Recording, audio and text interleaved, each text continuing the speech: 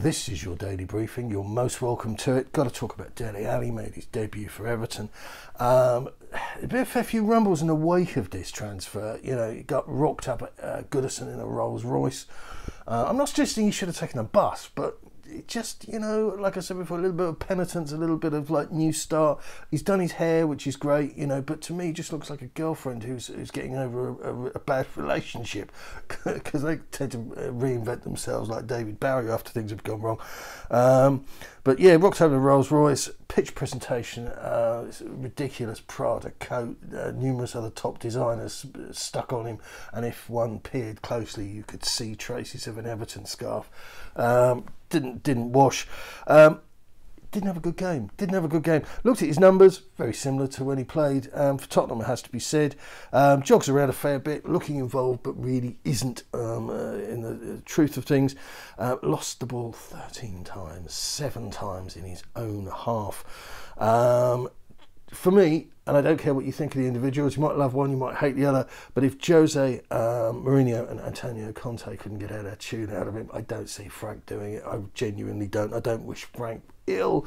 You know, it's good for football if the Premier League is full of lively clubs. It would be great to see Dele Alli reborn, but I just think that, you know, it was a free transfer for a reason, and I think for Everton the price was right. I've spoken to you before about the Athletic and talking about the sheer voluminous nature of their output, about less being more, and they've done well here. They've got an interview with Tim Crow, and he's a former chief executive of sports marketing agency Synergy. That's a name that some of you older and wiser heads may remember from being involved initially when Spurs farmed the task of getting naming rights for the Tottenham Hotspur Stadium out. One of probably 4 or 5 failed initiatives they've had now. And he makes an excellent point, and it kind of struck a chord with me. And what he said in a nutshell is that if you've got grounds, they tend to be the new stadiums that they kind of rename, you know, that they sell, they license the branding out onto.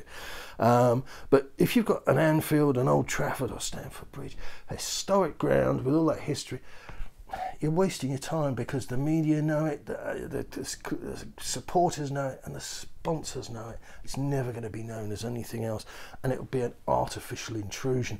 And what I would have done is that I would have called it White Hart Lane, the new place.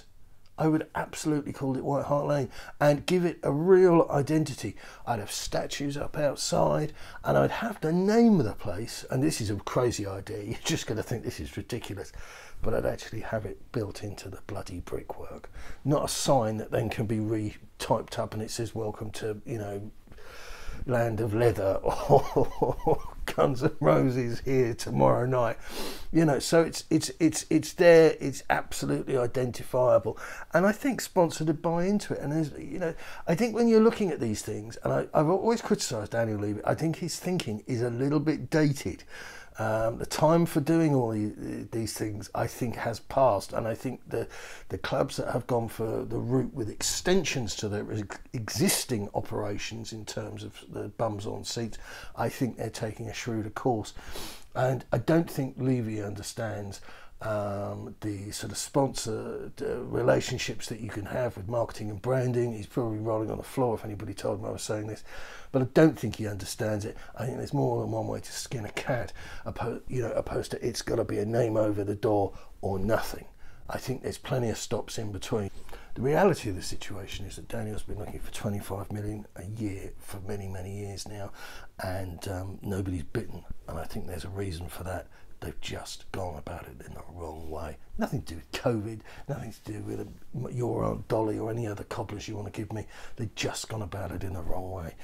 Gareth Bale's name is back, doing the rounds again, and the quality of the sources here, I've got to warn you, are poor. Gareth Bale will sign one last contract, and his next stop will be in the ranks of Tottenham Hotspur. The agreement between Bale and Spurs has been completely closed for several months. I have a journalist friend of mine, I do, who's very good, and she is in pretty much constant touch with our man Jonathan Barnett. Not heard anything. Maybe he's keeping it secret or something secret for the first time ever. I say that this would condemn Antonio's chances next season. What we got out of Bale, you know, what was it, 16 goals against absolutely rank amateur opposition in the main. Thanks, but no thanks. This to me would be like the promoter that sold you Frank Sinatra's farewell tour, getting back on the phone again and say, we've convinced him to do another run of shows. Are you in? No, come on. You know, I know the reviews were bad. I know he lost his footing a couple of times, and the moment's passed. Southampton indoors tonight. Jonathan Veal, Press Association Sport, just gives us the facts. Just the facts. That's all we want. Dyer, Skip, and Tanganga still injured and won't feature. Spurs have lost just one game in their last 5 outings, and Saints have won just twice in the same period. Players to watch it for goals, it will be Sonny, who's scored 8. And for assists, it'll be all eyes on Nathan Redmond, who has 5 to date. The betting has Spurs at 4-7, Saints at 9-2, and the draw is 16-5. Kickoff is 19:45 hours. It's live on BT Sport 3, BT Sport Extra. And if you have BT Sport subscription in your home, then you'll be able to watch it on the BT Sport app on your mobile or handheld device. My prediction is 3-1, which is 4-1 in most places. Good luck and keep it Tottenham.